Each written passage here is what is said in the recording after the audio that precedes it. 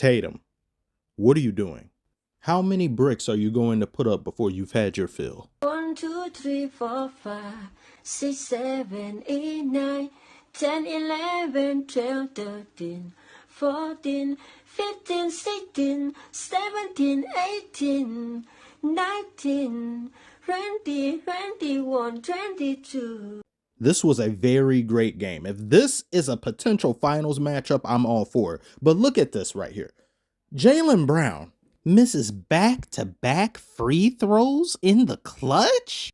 His free throw percentage is in the 70s.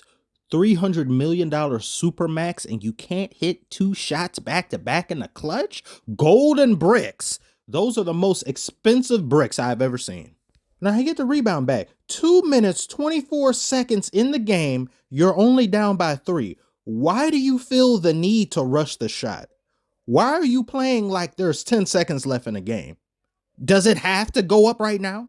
Can you not look around? Look at this. Who is that? Is that Statue of Liberty? No, that's Jayson Tatum, wide open. Nobody's around him. He's so isolated, he could star alongside Tom Hanks in Castaway too. And of course, you don't see him. Foolish decision. Oh, we got the rebound back. Okay, let's try for a better shot. Okay, we're gonna do this again. Okay, all right. Do something else! Holy shit! NBA players, please do all in your power to ensure that these games are not all close 100% of the time so refs can't interfere with bullshit, because I thought that was going to happen. Jokic caused a lane violation here because he didn't turn his blinker on. And I was like, okay, please, let's not be in yet another situation in which refs decide the game. Please don't. Especially after Jayson Tatum's dunk that happened much earlier in the game. They gave him a tech for that. So garbage. These refs do not like Tatum. I don't know what he did to any of them in a past life, but they don't like him. He bounces the ball, they give him a tech. He stares at somebody, they give him a tech. He gets blocked and fouled while he's in midair. Clearly fouled and knocked on the ground. They give him a tech. They don't like him. I don't know why. Bitch, it ain't even my birthday, but I can ball if I want to. Ball. Cap.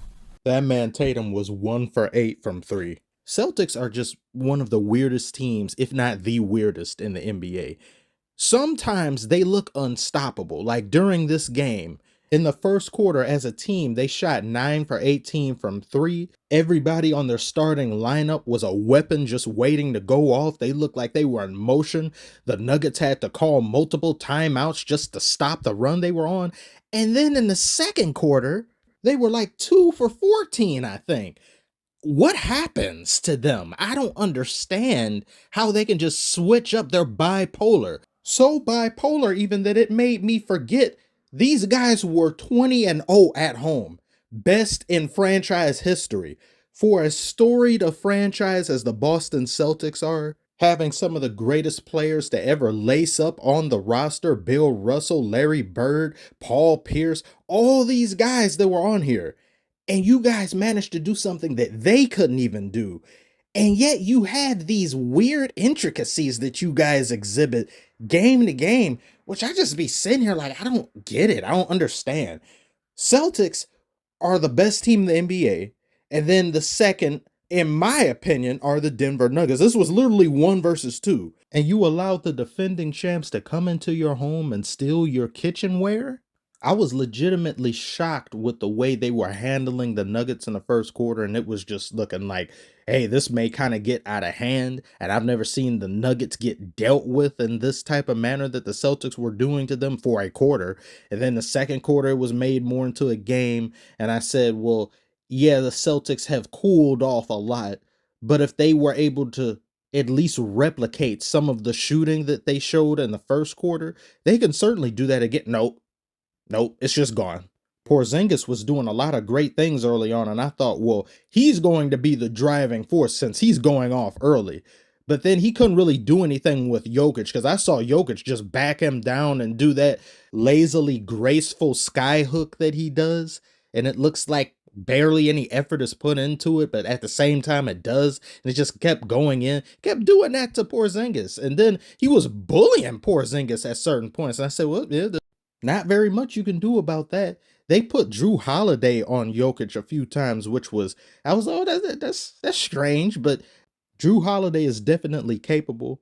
He could utilize his speed against Jokic, and that is something that I've noticed sometimes one may be able to poke the ball from Jokic or something just because he isn't the fastest person in the world. I mean, you can see that each and every single night. I've said before, he is a graceful glacier on the court. So you can take advantage of that, but at a certain point, it just was like negligible or was diminishing returns on that. When Jokic went out the game, the Celtics went on a run, and then I think the Nuggets as a team were like -6. So there's always been an issue when Jokic is out of the game. So then the team as a whole, you got to do better. Aaron Gordon, you got to do better. MPJ, you got to do better. And then they did, and they went on a run without Jokic. And I said, that you don't want to see that. Them going on a run without Jokic, that's a problem. He comes back, and it's just basically a back and forth, and the Celtics can never just reignite themselves. Where did it go? And is it coming back ever? Then you have Jaylen Brown. He was worse than Tatum from 3 by one extra miss, 1 for 9, shooting 31% from the floor. Again, not worth $300 million. Well, they had no choice but to pay him. When did that become a thing? Well, NBA, you got no choice but to pay. I don't care. No. $300 million for that? No. And it's not just a one game thing. You see him in the playoffs and some things where you say, you're just not that guy. You're not a guy that I think of when I think of 300 million. I think of Luka. I think of Jokic. I think of Giannis. Jaylen Brown? I'm sorry. I don't. I can't. I heard Derek White get an MVP chance. Megamind is out here outplaying you guys and doing it on far better efficiency. Now, it's not like the Nuggets had a perfect game. They missed a bunch of shots too. That fourth quarter, both teams were chucking up bricks. It's just the way in which the Celtics did it. It seemed more of live by the 3, die by the 3. Whereas the Nuggets would take them when they're timely. Oh, I'm wide open. Yeah, let me take it. Celtics would just keep doing it. And I say, please find another shot. Please do anything else other than that. And they just shot themselves out of the game.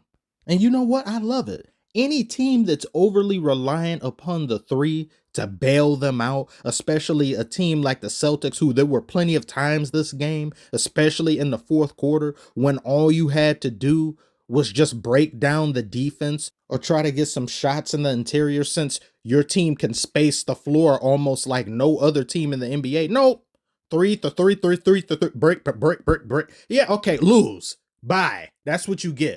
Learn something from Jamal Murray. He got ice water in his veins. You guys got that tap water, that lukewarm tap water sometimes. I don't know.